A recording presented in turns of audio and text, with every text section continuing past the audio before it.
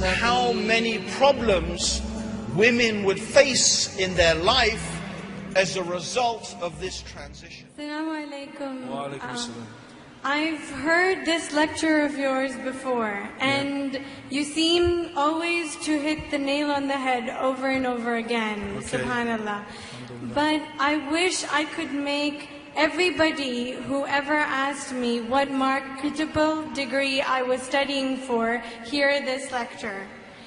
Because subhanallah, us Muslim women, we're educated, we're intelligent, we're capable, but we're looked at in just the opposite way for not being career women. Yes.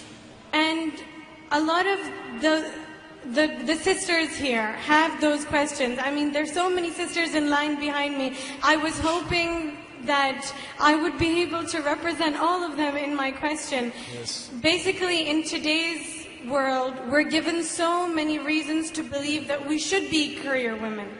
They say that Khadija, for instance, radiyallahu anha, was a woman who worked. She was a businesswoman. They say that if you're working in a department that is benefiting the world, like gynecology, like being a lady doctor, is that really so bad? They say that if a woman is given an exceptional ability, like brilliance in mathematics, for example, is your God trying to cripple you by giving you an ability and yet not letting you use it to benefit the world? I mean, we're put in such a difficult position. Yes. So please explain, brother, what are we supposed to do to represent ourselves and our religion in the correct manner? MashaAllah. You know, I'm tempted to say, ask Dr. Zakir. I think I will try and answer this question, sister. It's a very, what can I say, what a fantastic question. Jazakallah khair. And I can feel that, you know, I can feel that sort of frustration that you have. You know, I want to reply to this, first of all, with an experience I have of someone I met.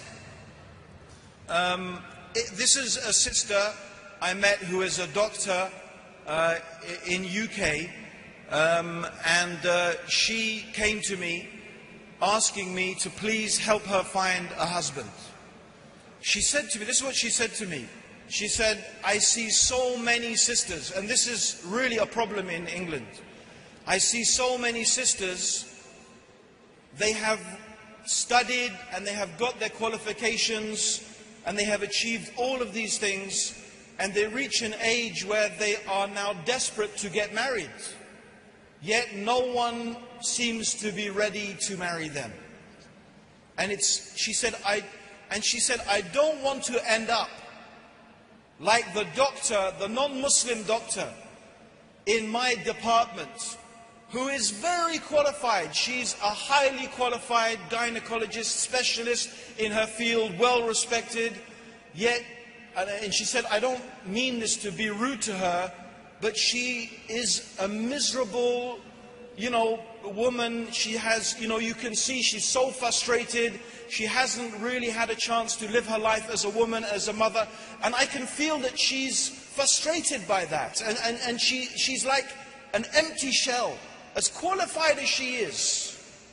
This is the issue. She said, I don't want to be like that. I don't want to end up like her.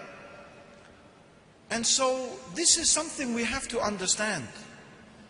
That Allah subhanahu wa ta'ala has given woman a nature. And in our beautiful religion, it's about paradigm, sister. It's about how we should behave as Muslims, what we should teach our children, what we should teach our daughters, the environment that we should encourage them. As Muslims, we should be putting out the positive message, how positive and important and honorable it is to be a mother, how positive and honorable and important it is to be a good wife, how positive and important and honorable it is in the sight of Allah. And Muslim society should honor the women who take that role of motherhood, of being wives, of being good daughters, and they should elevate them and honor them. Khadija was not honored by Allah because she was a businesswoman. She was honored by Allah because how she cared and nurtured and helped and supported Rasulullah sallallahu alaihi wasallam as a good wife. This is how she was honored in Islam. This is the reality. However, I have to say, we are not saying women can't do business within the confines of Sharia. They can. We are not saying women can't be mathematical geniuses. We're not saying women can't be great authors and writers and anything else they want to be within the confines of the Sharia. If that's what you feel compelled to do, if that's how a woman feels she has to express the talents that Allah has given her, and she doesn't find a conflict between that and her desire to be a mother and to be a wife, Alhamdulillah, Islam does not say she can't do those things. Islam does not say she can't, as long as, of course, it's within the confines of the Sharia. But that's just not what we are asking women to do. We're not saying, oh, you women, you have to be like this, you have to have a career, you have to be this shining star, you have to be... No. Islam is not saying and pushing you to be like that. If you want to, Alhamdulillah, within the confines of Islam you can. But that's, you should feel honored. You must feel honored. And we, all of us, must honor women and make them feel honored. Subhanallah.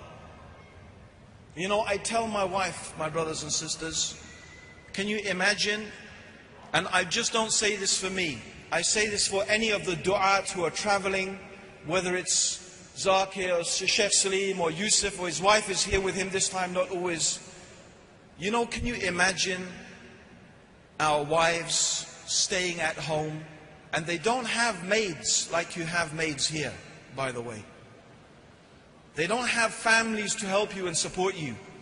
When I go, my wife is alone with the kids. She has to go shopping. She has to do everything. And I'm away giving talks and lectures. It's very, very hard. You can't imagine. And sometimes that shows. But I say to my wife, you know what? Alhamdulillah, every talk that I give, every lecture that I give, every person that I inspire to follow Islam better, you get rewarded as I get rewarded. You get rewarded as I get rewarded. Yes, and you know what? She gets even more reward. She gets my reward, but she also gets rewarded for bringing up the children and caring for them while I'm away. She's getting even more reward than I'm getting, subhanallah. So, we have to make the women feel honored, and they are honored. And Allah subhanahu wa ta'ala, will give them a lofty station and a great reward, inshaAllah. May Allah bless our Muslim women. May Allah guide our Muslim women. May Allah guide the Muslim men to honor them and to cherish them and respect them with the honor and the cherishing and the respect and the love that they deserve. Alhamdulillah.